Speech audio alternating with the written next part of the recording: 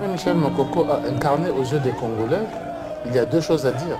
Il y a ce que lui-même a voulu incarner et certaines images qui ont été collées à Jean-Marie Mokoko mais qu'il n'a jamais demandé ni dites.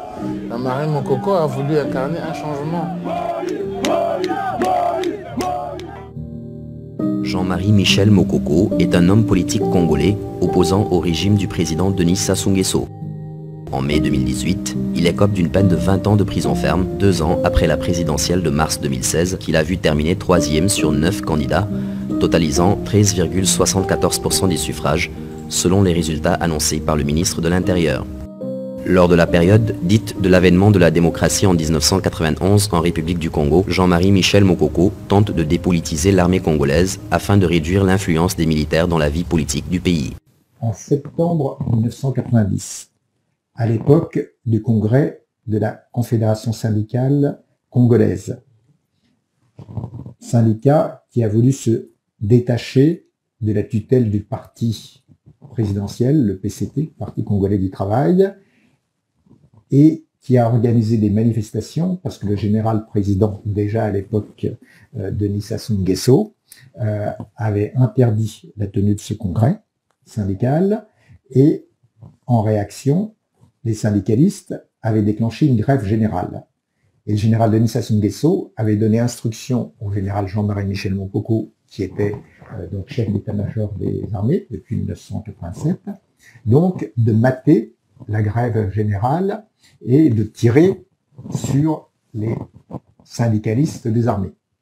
Le général Jean-Marie Michel Mokoko, qui est un soldat qui a été entre autres formé à Saint-Cyr, en France, qui est un républicain, qui connaît le droit, a estimé qu'il ne pouvait pas exécuter un ordre illégal. Alors qu'il venait officialiser sa candidature à l'élection présidentielle du 20 mars 2016, son retour à Brazzaville le 9 février 2016 s'accompagne de jets de pierre et de gaz lacrymogène. J'ai été désagréablement surpris d'être accueilli de la façon la plus sauvage qui soit. Il est regrettable que au XXIe siècle, dans un pays où on prétend qu'on va construire la modernité et que les gens se comportent de cette façon tout simplement parce qu'un citoyen qui veut exercer son droit légitime d'être candidat à une fonction élective soit accueilli par des policiers, et je dis bien des policiers, je suis de ce métier, je sais comment les choses peuvent se passer. Il saisit l'occasion le 13 février pour officialiser sa candidature lors d'un discours prononcé au Palais des Congrès de Brazzaville en présence de plusieurs leaders de l'opposition congolaise.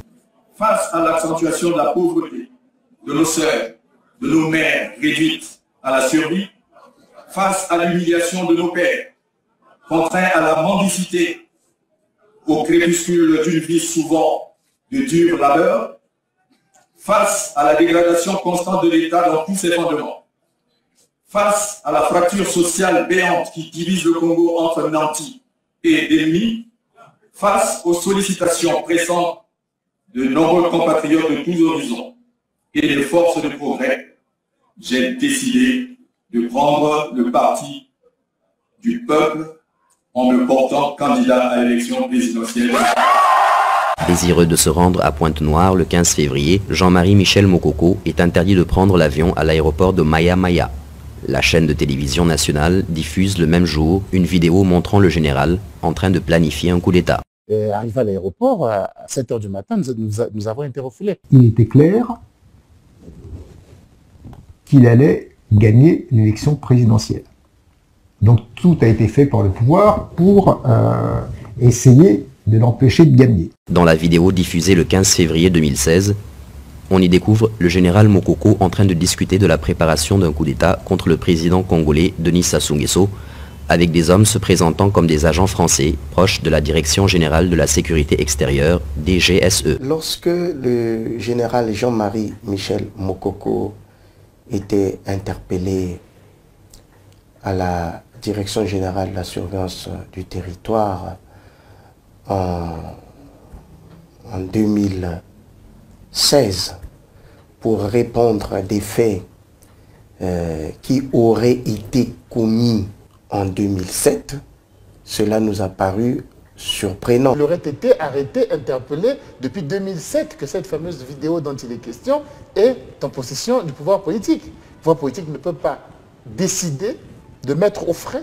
des preuves d'un crime ou d'un délit en préparation d'être commis jusqu'au jour où la personne aura un autre grief qu'on trouverait beaucoup plus grave. Ce n'est pas possible. À partir du moment où la loi devient sélective de cette manière-là, où c'est vos actions politiques qui vont déterminer l'application de la loi sur votre personne, à partir de ce moment-là, on peut aisément parler de procès politique et de condamnés politiques. Nous sommes dans un contexte de prédominance du pouvoir exécutif qui a l'emprise sur la justice.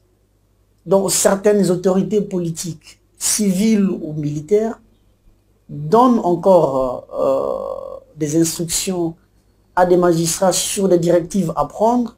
Il y a des magistrats qui ont témoigné pendant que nous sommes sur le terrain. Ils reçoivent parfois des instructions. Ils sont parfois sous pression. La campagne électorale en vue de l'élection présidentielle du 20 mars 2016 démarre le 4 mars.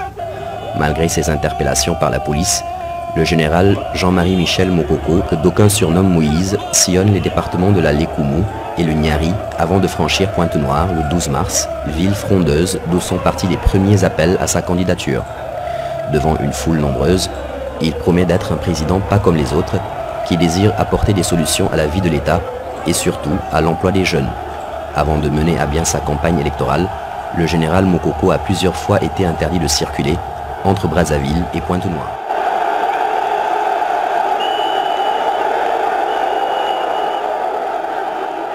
Jean-Marie Michel Mokoko obtient 13,74% lors de l'élection présidentielle du 20 mars 2016 et arrive 3e sur 9 candidats, selon les résultats annoncés par le ministre de l'Intérieur. La réélection du président sortant Denis Sassou Nguesso, après 35 années au pouvoir, avec 60,19%, est alors décriée par l'opposition congolaise.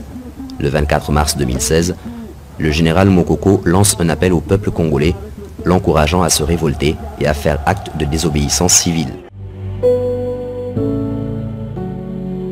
Lorsque vous avez appelé Moïse, comme ce peuple d'Israël maltraité par un pouvoir injuste, j'ai entendu votre appel de tous les départements, du plus profond de notre société. Je vous demande de vous lever pour barrer la route à l'arbitraire. Je vous demande de réclamer votre confisqué et volé. Cette victoire est la vôtre.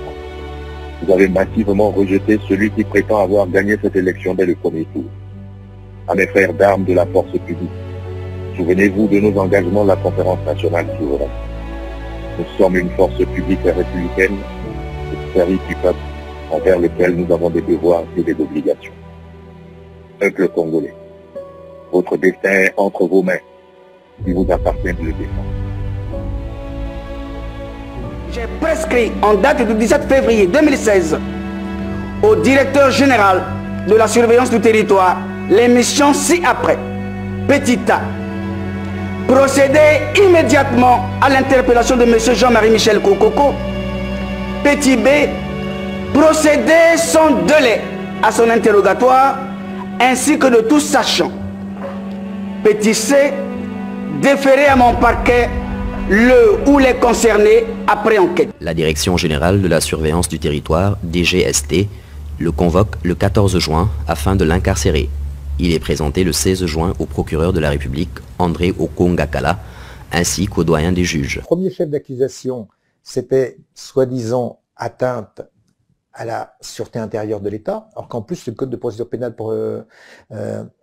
congolais ne prévoit pas ce chef-là. Il prévoit les chefs d'attentat, les chefs de complot, mais pas cette incrimination-là. Et deuxième, soi-disant détention donc d'armes et munitions de guerre. A été rajouté 2 jours après un autre chef d'inculpation qui était celui d'incitation aux troubles à l'ordre public. Voilà, donc c'est de ça dont il était accusé par le procureur de la République. Quelle était la dotation requise pour un officier général de 2e section? Au 3e jour du procès, le chef d'état-major des armées, le général de division Guy Blanchard-Okoye, est appelé à la barre. Dans son audition, la Cour tente de recueillir son témoignage, considéré comme simple renseignement, en ce qui concerne la dotation en armes d'une autorité militaire. Prudent dans ses réponses, il a confirmé que l'arsenal présenté à l'audience était supérieur à celui prévu pour un général en retraite. La veille, soit le deuxième jour du procès, le colonel, désigné par le procureur pour témoigner, refuse de se présenter, expliquant avoir reçu des instructions de sa hiérarchie pour ne pas intervenir. Rappelons qu'il n'y a eu aucun débat contradictoire, le général Mokoko et ses avocats étant restés fidèles à leur stratégie de ne pas répondre aux questions du juge ni participer au débat. Le 11 mai 2018, il est condamné à 20 ans de prison pour atteinte à la sécurité intérieure de l'État. Il qualifiera son procès de règlement de compte politique. Nous sommes dans un système, dans un État où le chef de l'État veut être le propriétaire de tous les pouvoirs. Celui qui accorde les postes et les grâces comme un père qui donne quelque chose, comme s'il avait hérité lui de sa propre famille. Et Mokoko n'ayant pas respecté ça, je t'ai donné un poste et tu en veux plus, ben voilà. Il a le droit d'utiliser la justice pour punir ceux qui ne s'agenouillent pas à sa conception, à lui de ce pouvoir. On en est là, malheureusement.